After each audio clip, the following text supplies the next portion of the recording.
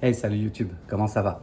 Aujourd'hui, j'aimerais vous présenter un prompt engineering avec LangChain et Python et GPT 3.5 Turbo qui permet, à partir d'un PDF ou n'importe quelle autre source, de générer un QCM pour révision. Donc ça, c'est pour les étudiants. Est-ce que vous êtes intéressé? Allez, c'est parti. Alors, ce que je vous propose, c'est de jeter un coup d'œil au code. Alors, l'objectif, c'est de télécharger un PDF, de le découper par page et ensuite de de, d'envoyer ces morceaux, donc ces pages, dans un prompt GPT. Donc là, c'est GPT 3.5 Turbo. Je vais vous montrer le prompt, parce que la magie est un peu là, dans un prompt, et de dire au modèle, Large Language Model, GPT 3.5 Turbo, de générer un quiz de générer un quiz des questions avec un QCM, donc des choix multiples, avec la réponse, à partir de notre document. Et on va lui demander de générer ce quiz dans un format particulier, de manière à ce qu'après, nous soyons capables d'extraire les informations qui nous intéressent, c'est-à-dire la question, les différents éléments du quiz, la réponse, pour pouvoir faire un UI avec Streamlit, un UI très simple, je vous montrerai le code également, qui va permettre de télécharger le fichier, puis de répondre aux questions et de voir si euh, on répond correctement. Donc c'est parti. Le fichier PDF to quiz.py, c'est le cœur de notre programme. Si on regarde comment ça se passe, je ne sais pas si vous êtes familier avec la programmation asynchrone en Python. Sinon, moi, je vous recommande fortement d'aller voir ça. Je vais vous mettre un lien en description en bas. Vous pourrez aller vous former sur la programmation Python asynchrone. Ça en vaut vraiment la peine. On va utiliser le package qui s'appelle async.io, qui est quand même assez simple. C'est sûr qu'il y a des concepts de programmation asynchrone que je vais aborder rapidement et peut-être que vous ne me suivrez pas dans le détail. Et vraiment, je vous encourage à aller voir. C'est une corde à son arc intéressante quand on fait du Python, surtout quand on parle on va le voir là, à des devices externes. Là, notre device externe, c'est le Large Language Model. On fait un appel à OpenAI. Ça prend du temps avant de revenir et qu'on a beaucoup de contenu. Par exemple, mettons que mon document il fait 10 pages. Si à chaque fois ça prend 3 secondes ou 4 secondes ou même 10 secondes euh, pour me revenir avec un quiz sur la page courante, si j'ai 10 pages, ben, ça va faire 100 secondes, une minute et demie pour un utilisateur sur le web. C'est beaucoup trop long. Alors, c'est une manière d'optimiser ça. Donc, encore une fois, je vais vous présenter un peu ce que j'ai fait, comment je l'ai fait. Vous pouvez vous en inspirer. Mais je vous recommande, si vous voulez vous-même utiliser ces techniques-là, d'aller voir des vidéos qui expliquent ça vraiment très très bien. C'est parti. Alors, la méthode async def PDF to quiz, donc elle est asynchrone. Ça veut dire que elle peut être appelée de manière asynchrone. Qu'est-ce qu'elle va faire? À haut niveau, on va initialiser un modèle ici avec la classe QALLM. Si on va voir vite fait dans le fichier ici, qu'est-ce qu'on fait ici? Simplement, on utilise LangChain ici, puis on va initialiser un OpenAI, objet OpenAI. Température 0, ça c'est pour dire au modèle, surtout ne sois pas créatif. Prends le contenu que je te donne et fais un QCM à partir de ça. N'essaie pas d'être trop créatif. On lui précise le modèle GPT 3.5 Turbo. Pourquoi ce modèle-là? Parce que ce modèle-là est le modèle le moins cher actuellement. Et on va voir que ça peut monter très vite si on choisit pas le meilleur modèle. GPT 3.5 Turbo, c'est le modèle le moins cher. Il est quand même très performant. Un de ses défauts, c'est que avec la librairie LangChain, il ne supporte pas le batching. Et c'est pour ça que je suis parti en programmation asynchrone. Le batching, c'est quoi? C'est de dire, OK, j'envoie pas une requête, mais j'envoie 10 requêtes, mettons 10 prompts. Mettons qu'une requête, c'est un prompt. J'envoie 10 prompts d'un coup pour gagner en performance. Donc j'envoie 10 prompts d'un coup, 10 requêtes, mais 10 pages d'un coup, et il me revient avec les 10 réponses. Malheureusement, avec ce modèle-là, on peut pas le faire. On peut le faire avec le modèle texte DaVinci, mais il est 10 fois plus cher. Donc je me suis heurté au problème. J'avais codé en premier avec DaVinci. à cause de la limitation de ce modèle-là, 3.5 Turbo et de la librairie Langchain. Je ne sais pas si la limitation est au niveau de la librairie. Moi, je pense qu'elle est plutôt au niveau d'OpenAI qui n'accepte pas le batching de prompts sur ce modèle. Donc, bah, c'est pas grave. J'ai amélioré mes connaissances en Python et je suis allé chercher les connaissances pour programmer en asynchrone et simuler finalement à ma manière euh, le fait que je batch, plutôt que de batcher, j'envoie 10 requêtes. Donc il faut savoir qu'il existe un rate limit chez OpenAI.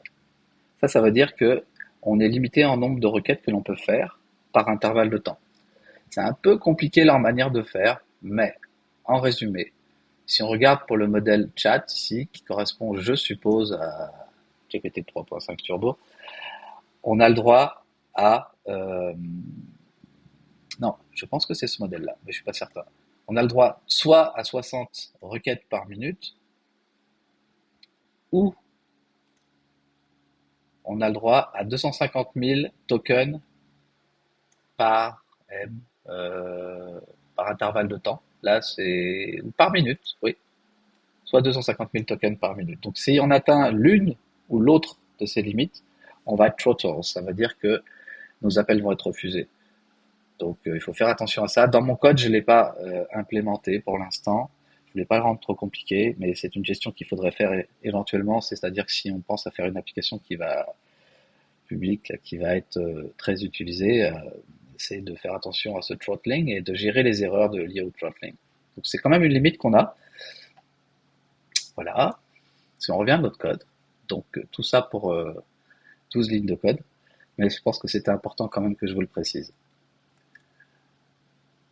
L'autre morceau important, c'est ce qu'on appelle la chaîne.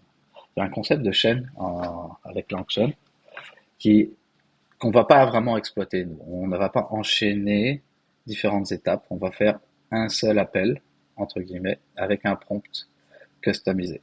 Et donc là, pourquoi moi je définis, je surcharge le template par défaut de Langchain parce que je veux d'abord je veux poser des questions en français sur un document en français, puis si on regarde les templates par défaut de Langchain, il est en anglais.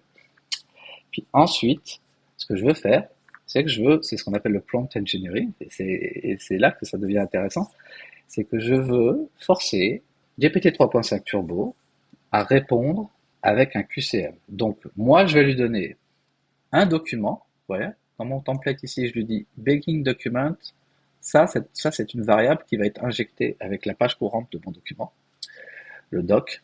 Donc, entre ces deux balises, on va retrouver ma page PDF. Et puis, je lui dis, vous êtes un enseignant qui prépare des questions pour un quiz. C'est pas utile que pour les étudiants, c'est aussi utile pour les professeurs.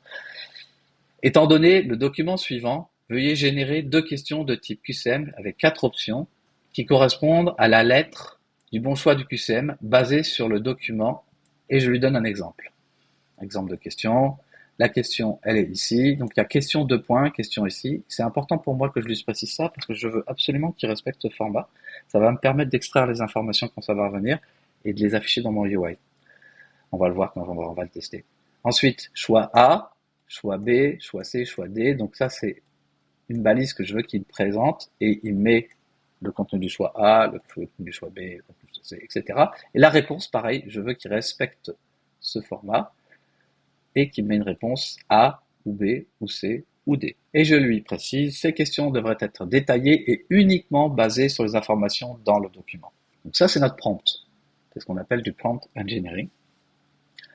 Alors, cette expression-là, là, ce regex parser, c'est un peu complexe à lire, mais à la fin, qu'est-ce que ça fait? Ça va nous permettre d'aller extraire sur les balises euh, générées par la réponse de notre modèle, d'aller extraire les valeurs et de les mettre dans les bonnes variables. Vous voyez, je vais extraire la valeur de question 1, je vais la mettre dans la variable question 1, enfin, c'est un dictionnaire. Le choix A, je vais le mettre dans A1 parce que j'ai essayé d'optimiser ici. Je vais demander de générer 2 questions et on va voir des exemples de génération. Donc il va y avoir question 1, puis avec les choix la réponse, et question 2 avec les choix la réponse. C'est pour ça que c'est un peu ici c'était une forme d'optimisation. Voilà, pour avoir 2 questions, on pourrait décider d'en avoir 3, 4. Attention tout de même, on va le voir, j'ai mis un callback manager ici. Attention tout de même au nombre de tokens maximum. Il ne faut pas que le nombre de tokens maximum de 2000 soit dépassé, incluant la question. Donc on va voir que notre question, elle est quand même longue parce qu'on a notre template engineering qui donne les instructions à ChatGPT et on a aussi entre nos 2 balises documents une page de document. Donc voilà. Donc vous pouvez bien entendu, en fonction de vos besoins, adapter ce code, mettre au moins d'une page à chaque appel, mettre plus de questions, etc., etc., etc. Tout est possible. Il suffit de le coder. Puis je pense que je vous donne une bonne base.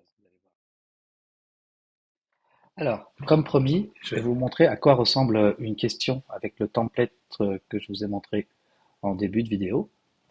On retrouve l'instruction ici. Vous êtes un enseignant qui prépare des questions pour un quiz. Générer 2 questions de type QCM, etc., etc. Ici, on retrouve notre exemple de questions, le format sur lequel on voudrait que ChatGPT, que le modèle GPT 3.5 Turbo réponde. Ensuite de ça, on retrouve la balise Begin Document. Et là, on retrouve notre première page de notre document PDF, des notes. C'est un peu intense, là. Ce sont des notes de médecine. Et puis, à la fin, on retrouve notre balise On Document. Donc là, on avait notre première page de PDF. Et puis, voilà. Et puis, on s'attend à ce qu'il y ait une réponse. Alors là, je vois plusieurs, en fait, questions en parallèle dans les logs parce qu'il y a 10 appels qui ont été lancés en parallèle. En fait, 3 parce qu'il y a que 3 pages dans ce document. Mais on devrait voir incessamment sous peu un début de réponse. Voilà, ici, une première réponse. On la voit, génération, texte. Qu'est-ce que nous répond le modèle? Question 1, comme on le voulait, avec le bon format. Quelle est la fonction principale des glandes surrénales? Les 4 choix. Voilà, A, B, C, D, avec des backslash n pour retourner à la ligne. Et la réponse, c'est la réponse B.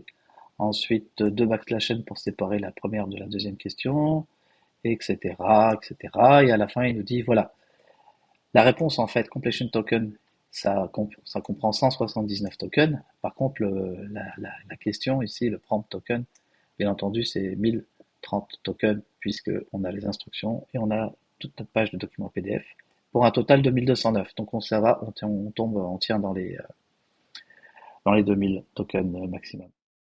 Revenons, pardon, à notre PDF to quiz. Donc on a expliqué comment on obtient le modèle, comment on obtient notre chaîne avec notre prompt template engineering, comment on extrait les informations au retour de la question, comment nous on injecte la page aussi dans ce template.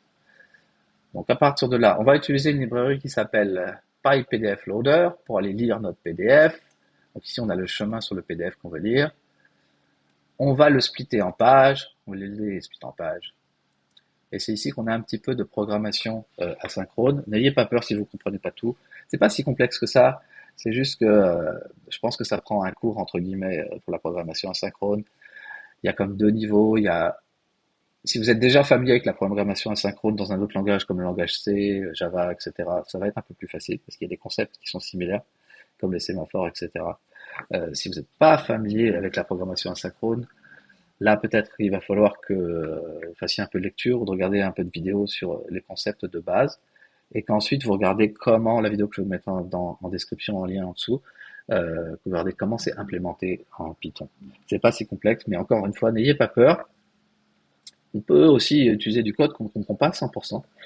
C'est pas nécessairement gênant. Là, je vous donne un exemple et je vais vous expliquer ce que ça fait, en tout cas. Donc ça, ce sémaphore-là, c'est un gardien. Ce gardien, je vais l'utiliser et il va m'assurer que je ne fais pas plus que 10 appels en parallèle. Pourquoi? Parce qu'ici, j'ai une méthode asynchrone, que je définis ici, qui permet de processer des pages en parallèle. Et on va le voir, on va l'appeler cette méthode et on va générer, si vous voulez, un appel par page. Donc si j'ai 100 pages, il va y avoir 100 process pages. Donc 100 appels à mon modèle LLM Call, donc potentiellement 100 appels en parallèle. On a vu que de toute façon à 60, on est limité. Donc on pourrait, ça planterait. Donc ça me permet de limiter mon mon volume d'appels en parallèle. Donc c'est ce gardien-là, ici, vous voyez, je l'utilise le sémaphore, qui me garantit de ne pas faire plus que 10 appels. Au 11e appel, le 11e va bloquer et va attendre qu'il y en ait un qui s'est terminé pour laisser passer le 11e. Donc c'est vraiment pratique. Et il fait la job pour moi, puis je trouve que le code est assez élégant et voilà, ça prend juste 2 lignes pour gérer ça. Euh, et ça fait la job, et ça la fait très bien. Donc on génère un appel ici. Ça, c'est comme un pointeur, une référence sur mon appel. L'appel n'est pas encore effectif. Ce qui permet de faire l'appel de manière effective, c'est cette API-là, async.io.gather. Qu'est-ce que ça fait? Donc je lui passe toute ma liste mon tableau là de tâches. Donc voilà. Et puis chaque tâche contient la définition de l'appel qui va être fait au modèle. Donc avec la page courante, c'est surtout ça qui change, tout le reste est constant. Et la gestion des sémaphores. Et je vais lui dire d'appeler et d'attendre le résultat de toutes les pages. Donc là, ça fait un appel en parallèle. Donc ce que ça va faire si mon document fait 20 pages, c'est que ça va lancer 20 threads, donc 20 chemins d'exécution en parallèle, faire 20 appels à OpenAI. Dès qu'il y a un des appels qui est terminé, il va laisser passer le 11e, le 12e, le 13e, le 14e, etc. jusqu'au 20e. Quand il a fini ses 20 appels, il me revient avec tous les résultats. Et dans les résultats, j'ai toutes mes questions avec, je vais vous montrer à quoi ça ressemble. Ah non, je ne l'ai pas sauvegardé, mais je vais vous le montrer dans l'interface graphique ou en debug. Eh bien, ça va être un fichier JSON qui va contenir mes questions, mes choix, la réponse sur toutes mes pages. 2 questions par page, enfin 2 QCM par page. Ici, il y a une petite méthode qui me permet de transformer question 1, question 2 en question, de manière à avoir quelque chose de plus uniforme dans mon fichier JSON, ma représentation de mon dictionnaire. C'est simplement pour le UI, on va le voir après, pour simplifier l'affichage de la UI. Je rentre pas trop dans le détail, c'est une méthode utilitaire vraiment, elle apporte pas grand chose à part simplifier un peu le code, complexifier le code, mais simplifier le code du UI. Alors, le UI, c'est Streamlit. Streamlit, c'est une librairie très simple en Python pour faire des UI web. Elle est vraiment pratique pour prototyper parce que, franchement, comparativement à tout ce que j'ai connu comme librairie d'affichage, elle est d'une simplicité étonnante. On a un script qui va être exécuté, ce script va être parcouru, puis ça va permettre d'afficher des éléments. Et on va devoir gérer ce qu'on appelle des états, c'est-à-dire qu'en fonction de, par exemple, notre document, notre page web, elle arrive, elle nous demande de nous identifier. On s'authentifie avec nos mots de passe. En tout cas, elle nous demande un mot de passe. On rentre le bon mot de passe, hop, on passe à l'étape suivante. C'est pas la zone de mot de passe qui va être affichée, ça va être une zone qui permet d'aller télécharger notre fichier PDF. Donc ça, c'est l'étape suivante. Ensuite de ça, on télécharge notre fichier PDF. À l'étape d'après, il va aller traiter le PDF avec notre PDF to quiz et il va aller afficher le résultat sous forme de QCM. Donc il va afficher une zone de texte avec la question, d'autres zones de texte avec les options possibles, puis une drop-down qui nous permet de sélectionner la réponse qu'on souhaite, un bouton pour soumettre, et puis si on a la bonne réponse ou pas, ça nous dit que c'est une bonne réponse ou une mauvaise réponse. Vous voyez, donc on a une gestion d'état, c'est la même page, mais en fonction de qu'est-ce qui se passe dans cette page, on va progresser dans notre workflow, entre guillemets, de navigation de cette page. Ça paraît un peu théorique, mais en réalité c'est assez simple, et surtout comparé à d'autres frameworks comme React, etc. C'est sûr que c'est beaucoup moins puissant, mais pour un prototype, c'est vraiment pratique. Alors,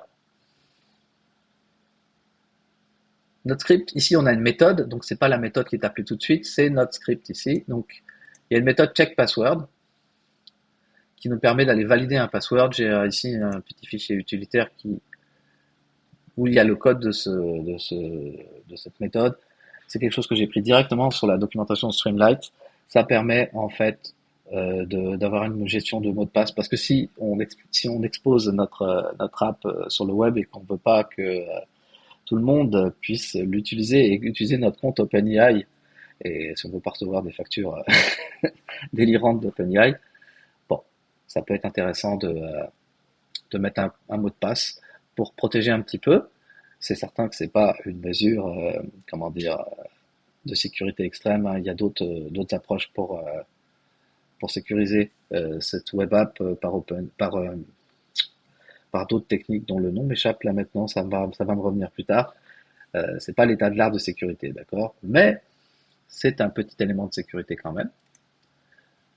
Donc si le mot de passe est le bon, vous voyez ce que je vous expliquais, c'est l'étape suivante dans mon workflow d'affichage, c'est que je vais utiliser un composant, ST là c'est Streamlight, là, et je vais utiliser un composant qui s'appelle un file uploader, puis une petite icône, je dis que je veux télécharger des fichiers PDF, et puis voilà.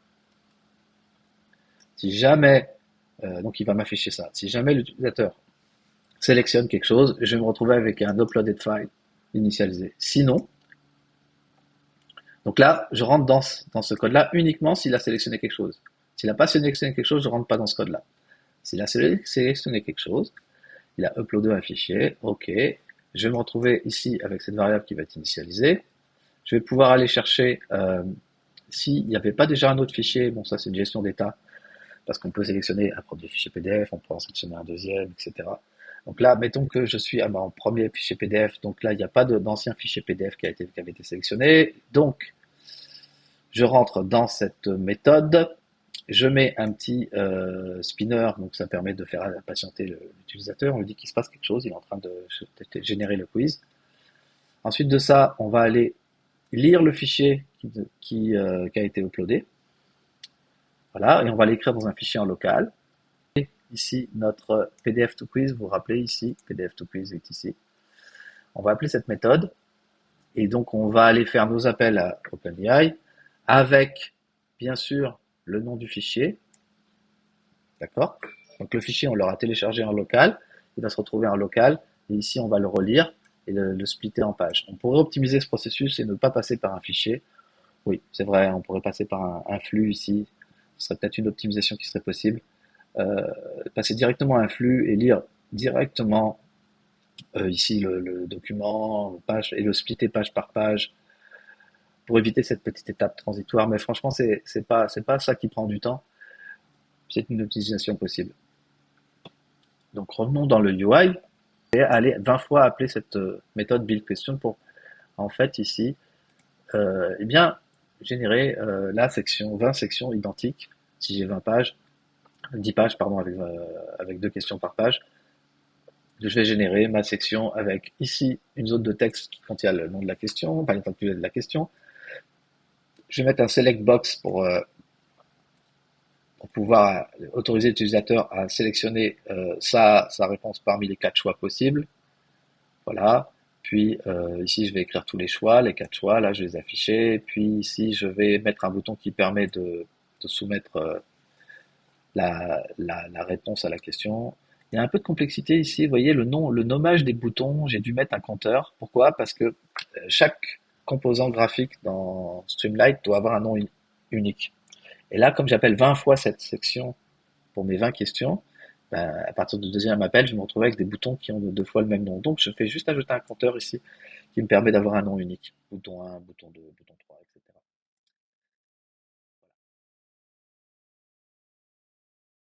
Pour pouvoir exécuter cet exemple, vous allez avoir besoin d'un compte chez OpenAI. Donc, malheureusement, c'est payant. Donc, vous ouvrez un compte, vous associez votre carte de crédit. Puis, une fois que vous avez fait ça, vous allez pouvoir ici créer des clés. Moi, j'en ai 3 pour l'instant, dont une qui n'est pas utilisée d'ailleurs. Vous allez pouvoir créer des clés. Quand vous allez créer une clé, vous allez obtenir une key ici qui est assez longue, donc c'est une longue chaîne de caractères. Et c'est cette clé-là que vous allez devoir initialiser dans la session de votre là où dans la session qui exécute Shell. Moi, je suis sur un Mac qui exécute votre programme Streamlight. Donc, vous allez soit vous le mettez en hard-codé dans votre code. Quand vous faites l'appel à OpenAI, vous dites la clé, c'est ça. Soit vous initialisez, c'est la plupart du temps les gens font ça, soit vous initialisez votre clé comme dans un variable d'environnement en local, comme ça vous ne commettez pas votre clé par erreur dans GitHub. Euh, donc vous faites un export OpenAPI key égale la valeur de la clé que vous avez générée ici. Je vous montre pas ma clé parce que sinon vous allez l'utiliser et puis je serai obligé de la désactiver. Et je suis un peu feignant, mais je pense que vous avez compris le principe. Et puis si vous avez des doutes sur comment générer cette clé, etc., il y a beaucoup de youtubeurs, je pourrais vous mettre un lien dans la description également qui le font dans le détail. C'est pas l'objet de cette vidéo, mais c'est sûr que c'est, si vous voulez expérimenter mon code, c'est un requis. C'est pas cher, hein, juste pour vous rassurer. Surtout avec, je vais aller dans mon usage ici, pour vous rassurer, moi, donc avec le modèle que j'utilise et la manière dont je l'utilise, le modèle le moins cher, la 3.5 Turbo, vous voyez, quand je joue là, j'ai eu 8 sous, j'ai dû faire des dizaines et des dizaines d'appels, je sais pas combien de pages j'ai converti. Ici, c'était 3 sous. Ça, c'était à mes expériences avant que j'optimise mon code, que j'utilisais le modèle DaVinci qui batchait, qui était efficace, mais ça me coûtait 10 fois plus cher. Donc, on voit que mes factures, mais même ma facture chère, entre guillemets, je dépensais 1 dollar, 2 dollars par jour. Voilà. Bon, là, le mois dernier, j'ai dépensé 4,94 $.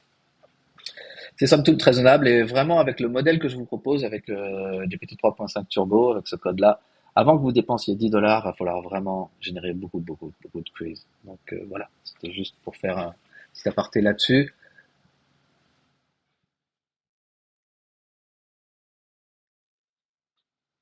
Nous voici dans le terminal.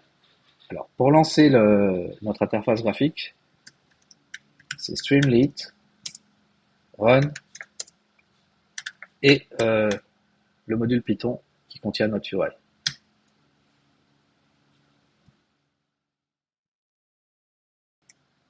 Donc, notre interface graphique, Streamlight, je vais rentrer le mot de passe. On voit qu'on passe à l'état suivant. Donc, on peut aller chercher un PDF. On va chercher un PDF. Troper un PDF. On voit qu'il est en train de lire le PDF, de générer le quiz. Ma petite ligne ici, elle est arrivée un peu trop vite. Il faudrait que je la déplace. Donc là, il est en train de faire tous les appels à OpenAI en parallèle. Et voici notre quiz qui a été généré. Donc on peut voir qu'on a un certain nombre de questions. Là, je pense que notre document fait trois pages. Donc on a l'intitulé de la question, quels sont les 3 types d'hormones mentionnés dans le document, hormones peptides, hormones thyroïdiennes, hormones monoamines, etc., etc. C'est horrible hein, comme genre de questions. C'est les notes du cours de médecine de ma fille. Donc j'utilise ça pour l'aider un petit peu à réviser. Et on peut aller voir notre document PDF. Donc le fameux document PDF de notes qu'on a uploadé. Voilà, glande endocrine. Et puis on peut voir que sur la première page, on voit les différents types d'hormones. Vous voyez, les hormones peptides, les hormones stéroïdiennes, les hormones monoamines. Je ne sais pas si vous vous rappelez, on avait 4 options et une des options contenait ces 3 hormones-là. Voilà, je pense que ça fait le tour de cette présentation de ce petit programme de PDF to Quiz. Bien sûr, on peut l'utiliser, on pourrait très bien utiliser d'autres librairies pour aller, par exemple, télécharger une vidéo YouTube, récupérer juste la bande son, euh, faire une conversion de la voix vers du texte avec Whisper. Je pense que ça va être une prochaine vidéo que je vais faire. En plus, le modèle Whisper, j'ai figure out comment le faire rouler sur ma machine, donc c'était pas payant. On n'est pas obligé d'appeler OpenAI pour ça. Puis, on pourrait très bien imaginer générer un quiz, pareil, à partir d'une vidéo YouTube qu'on regarderait court, par exemple. Et puis, pour réviser, eh bien, on utiliserait ce petit programme de la même manière qu'on utilise celui-là avec les documents PDF, pour générer un quiz d'apprentissage ou d'interrogation si on a un prof. Voilà, j'espère que ça vous a plu. Si ça vous a plu, bien sûr, n'hésitez pas à liker, d'activer la cloche pour vous abonner aussi, comme ça vous ne manquerez pas les prochaines vidéos. Puis si vous avez des questions, des commentaires, n'hésitez pas non plus à interagir avec moi, je réponds en général. Voilà, je vous souhaite une belle fin de journée. Au revoir.